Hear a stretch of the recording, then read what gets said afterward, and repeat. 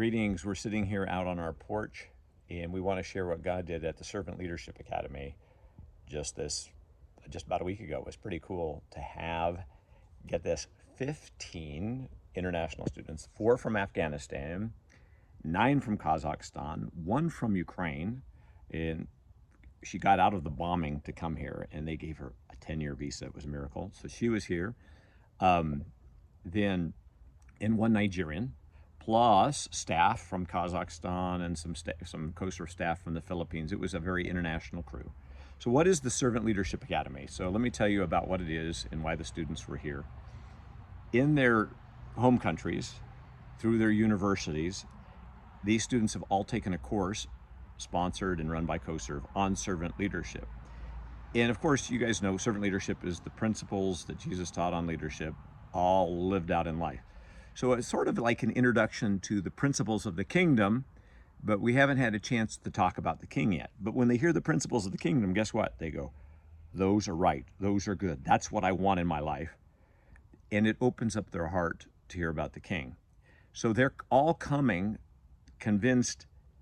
Let me tell you, a couple of these Afghan men, they fled as refugees when the Taliban came in. They're working jobs now. One of them went to his boss and says, I need to go to the Servant Leadership Academy. And his supervisor says, we can't really have you do that. And he says, well, then I'm willing to turn in my resignation, because he had been trained in servant leadership and he knew he needed this. And well, then the supervisor says, well, you can talk to the one above me. He went to the one above and said, hey, here's why I want to go to this. These are the things I've been learning. And the supervisor of the supervisor says, go, you have our blessing. And the 3 other Afghan men, their work that they're working for here in the U.S. said they paid them to come to this, which was like miraculous. So we had, everything we've been praying for, and you guys have been praying for, it was all answered that these guys came. A girl got out of the Ukraine. She came. We had, it was amazing. All these Kazakhs got their visas. Some didn't get their visas, which we were praying for, but 15 were here. And they've all gone through the training, and the training is intense. They take a lot of coursework, and they're meeting with other people. Then they get a mentor, and they go through this 3-month-long mentorship with somebody abroad, via Skype or through FaceTime or however you want to do it. And then they get invited to this, and then they have to get their visas, and they come. And they spend a week in Portland, and they visit businesses that practice servant leadership. And of course, those who practice it so many times, almost always, are committed believers who are living out their faith. And so they get exposed to believer after believer. They get to stay in host homes.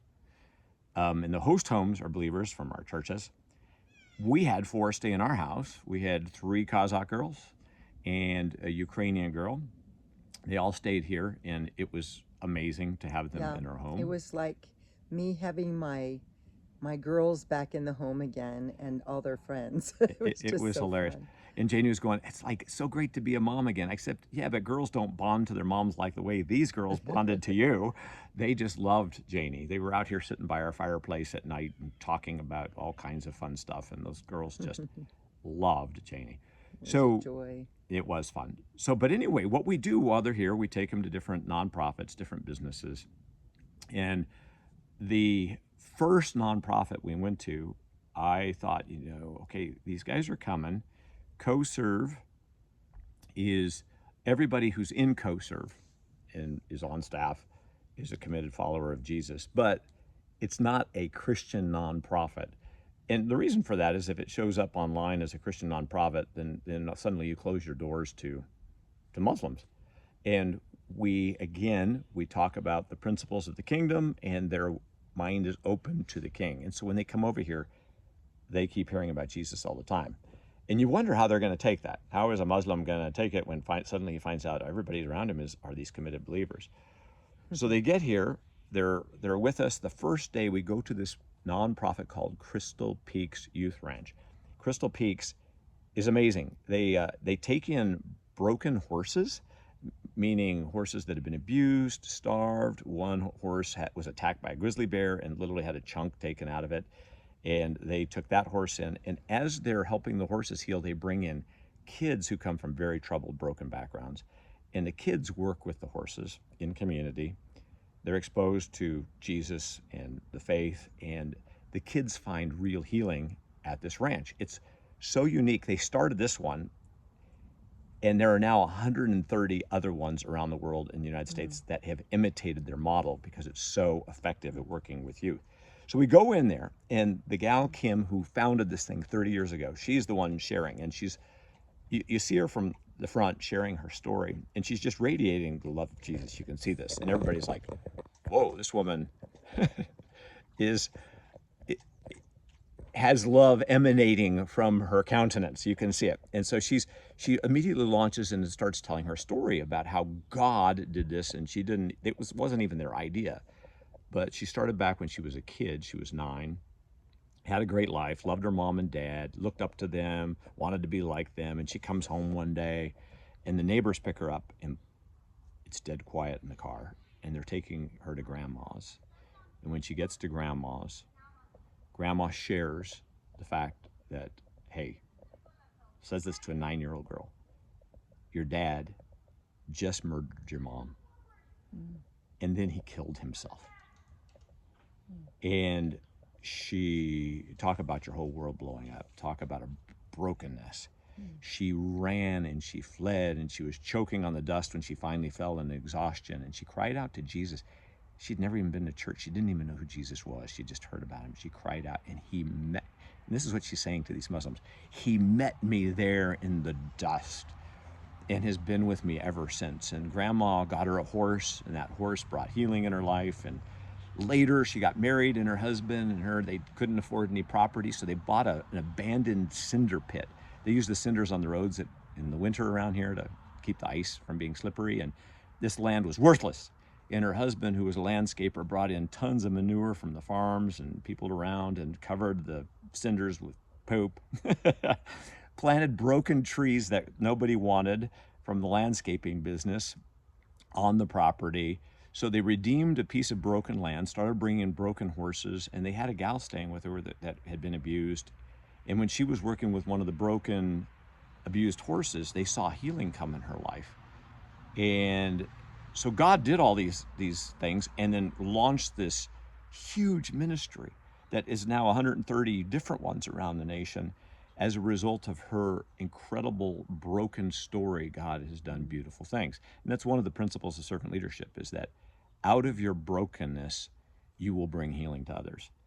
And so it was overpowering the gospel message. And so I'm thinking, oh man, this is the first thing these Muslims get when they come out here. What are they going to think? Well, at the end of it, they had a debrief. We had a debrief with CoServe, and the debrief was run by one of the Afghans. And he was like beaming. He says, what role did faith play in this woman's life? And so everybody started talking about faith, and it's like, oh my word. These Muslim men, these Muslims from Kazakhstan, these nominal atheist types, everybody was saying, man, her faith is the thing that saved her and changed her life and gave her love for others and gave her love for these horses.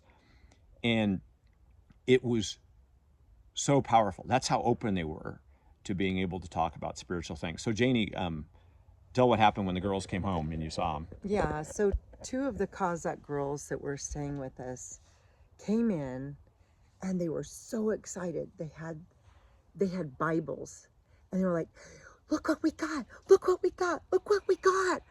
They gave us Bibles.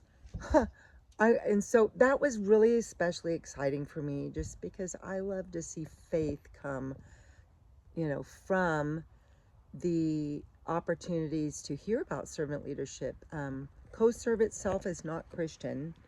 It's not a designated Christian It's nonprofit. not designated a Christian nonprofit. But we do have believers as staff. Everybody is. And of course we love to share our faith and point people to where the principles of servant leadership actually come from, and that is Jesus. So it's always exciting for me, because it goes beyond what they experience as far as the practice of servant leadership goes on to eternal life, if they will have the opportunity to hear the gospel and even receive the gospel. So that was so exciting for me. Yeah, both weekends they were here, they went to church. And it was funny. One of the Muslim men, he came to our church, and afterwards he was doing the debrief on the church. And he asked one of the pastors, he goes, tell me about the singing, because I love music. And when the singing started, it was like I met God. In our mullahs, he says, in our country, he says, you cannot sing. And it's true. If you look at Islam, they're not allowed to sing to worship God. Evil. It's not okay. And he goes, basically, he's going, but my mullahs are wrong. And this was right. And it was like, he was so encouraged by engaging in worship in a Christian church. This is a Yes. Muslim man. It was really, really And remarkable. and so one of the organizations that we met with was our church, and we talked about how we practice servant leadership in the church, which was really fun. Janie got to take the group in and visit the sheriff's office in Yeah. Deschutes County. So go ahead and tell about that. So yeah, I was so excited. I mean, I really loved that day, and all the students at the end of the week said this was our favorite thing to see. So we went into the Deschutes County Sheriff, and almost like the first thing that he said was, I want you to understand this.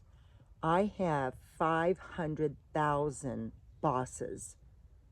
And everybody's like looking around, and yeah, I'm here to serve the people of this county, and and to help them and to empower them, and to, I mean, they've never heard anything like this. Like, this was the oddest thing, because sheriffs, or I mean police officers and people like that back home, those are the people that take bribes and force you to give them money and torture you, and this is what they've experienced as far as law enforcement. So it was so cool that they were able to hear this man speak. And I don't know, it was pretty powerful hearing even the story of our board director at one time. Her husband had been one of the sheriffs there in Deschutes County, and he mentored this man. And hearing her story of how her husband had become a sheriff because of the just the evil that was going on as far political stuff. And it was just neat for them to hear that, yeah, there are some terrible law enforcers out there. In fact, the sheriff before her husband had embezzled $3 million. $3 million. And he found it out. He caught him. When he became sheriff, he went back and did the research. He had shredded all the papers and this and that. And shredded every bit of evidence for everything. And so it was really neat that Les Carroll, our board director of CoServe, Les, her husband, did all the detective work and found him, and then created these principles of servant leadership that would prevent this type of thing from continuing.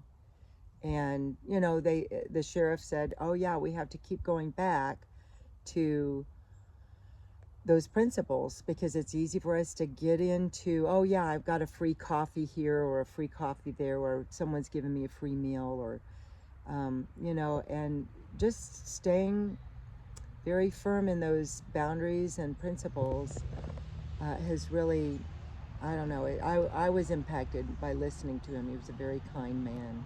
Yeah.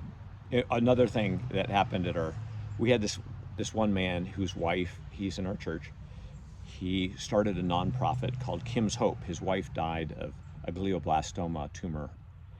And as a result of that, he started a nonprofit to help families financially who are going through the same thing his wife went through.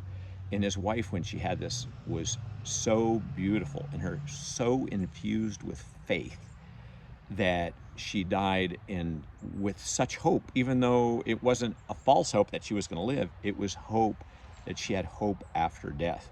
So he comes alongside these families and encourages these families and prays with them. Well, guess what people don't do in Kazakhstan and in Central Asia and the Ukraine? They don't talk about death. They don't grieve. They stuff it. They can't think about it because there is no hope. So this opened up this whole talk about death and meaning and preparing and for death. It was great, and preparing for death and being ready. Yeah. So that was phenomenal. And I got an amazing opportunity with one of the girls from Kazakhstan. I found her in the bathroom crying. She had lost her grandfather earlier this year, and it gave me a great opportunity to just listen to her and draw her out and come up with a plan together on how she can, instead of not go to her grandmother's house because it reminds her of the pain, instead of that, really commemorating and giving a tribute to her grandfather, and just be able to deal with that grief in a different way. And of course it led into the gospel, and so I had a great opportunity to share the gospel with her. Yeah. Another guy who got to share runs a business, and it's a janitorial business. He has a bunch of people that work for him, but all of them, almost invariably, got out of prison, come from an incredibly broken, addicted past. And he has this policy that it's crazy, but he doesn't fire anyone. He says, that's too easy. It's too easy for them. It's too easy for me. No, I insist that they change. And because he says the habits that they have in work carry through to all the relationships in life. And he helps communicate that, and he sits down with them. And it was amazing to hear how he disciples these people who get out from prison and helps them grow up, helps them take responsibility, helps them become responsible in their work ethic and in their marriages and in everything else. And it was just mind-boggling to like, why do you do this? Well, again, Jesus came out loud and clear, like he always does in this stuff. And it was amazing to see the students. Dan Ballas, who's done probably 20 different servant leadership academies, he said this one, thanks to everybody's prayers and preparing for this, Yeah. was the most spiritually open one he's ever seen. It was And there just are amazing. amazing ways to follow up all these men. These Muslim men who are here have invited Janie, several of them.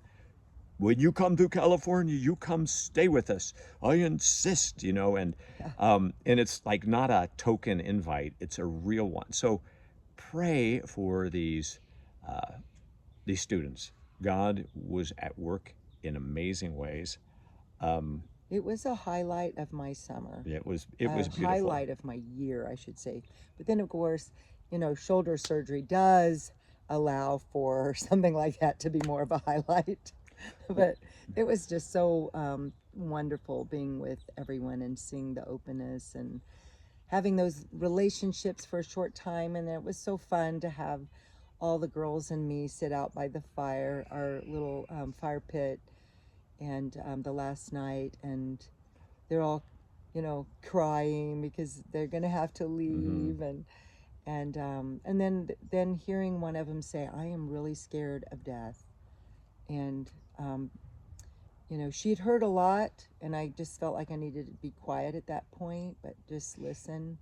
So yeah, but it's amazing too, because we're going to get to see them. We're going to be going to Kazakhstan early October, and they are so excited that they're going to get to see us again. So be praying for that. Pray for that opportunity and those meetings with them, just to continue to be a light and be the gospel, live the gospel. One thing too I wanted to share is they also got to see how our church practiced servant leadership. And in that, I talk about Jesus. And it's really neat. You guys should know this. You can talk to Muslims about Jesus because he's one of their prophets. He's one of their, the Quran tells him he's the greatest prophet. So what I did is I go, hey, this is what the Bible teaches on servant leadership. And so what did I teach?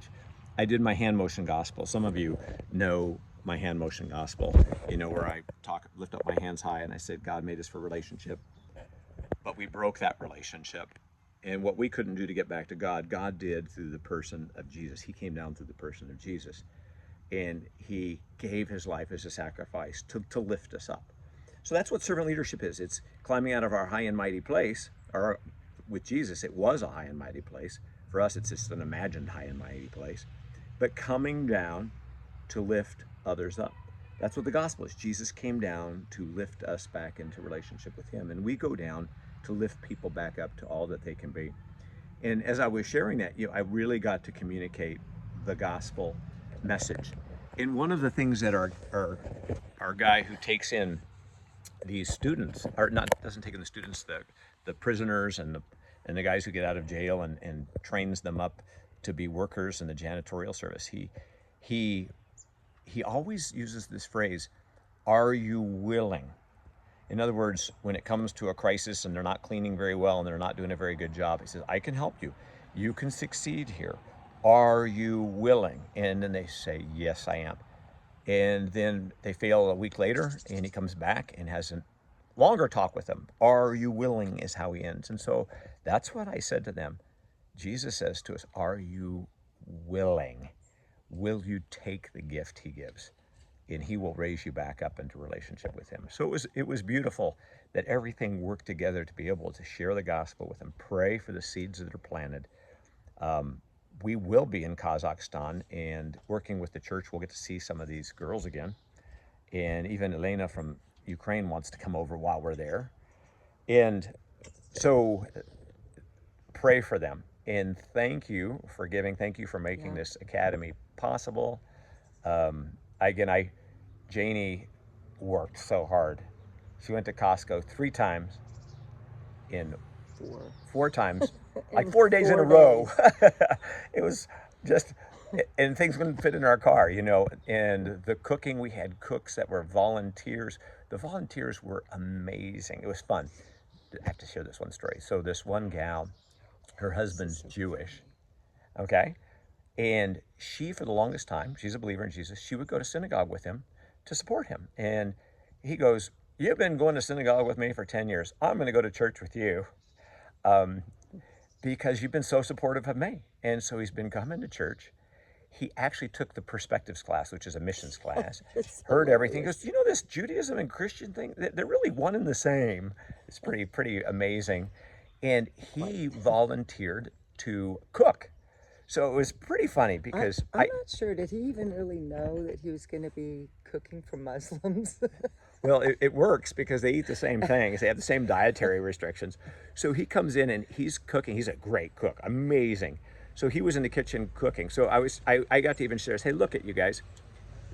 You have a Jew cooking for you Muslims In a Christian church." I said, and that's the power of servant leadership. That is the principles that Christ teaches. Yeah. It's not a universalism but people who believe, he does teach, man, no, you love those who are different. And so they got to see this lived out. And it was so neat, honestly. Several of the Afghan men came up to him and just thanked him for making the best food ever. Yeah. And It was a huge blessing. And I'm so happy that our host, my big prayer was our hosts would be blessed. So they all were. Oh, the hosts were so blessed, and they had opportunities and inroads. In fact, I'm going to post, if you have a chance to read this blog that one of the Afghan students read about his host home, you can read that too. It's a link there in our letter. Love you guys. Thank you again for your generosity and making all this possible for us. Thank you. We are so grateful. And remember, the fruit from this academy also is your fruit. It is. Thank you for partnering with us. Thank you for your prayers. Thank you for taking the time to listen to this. And may God richly bless you in every way. See ya. Thanks.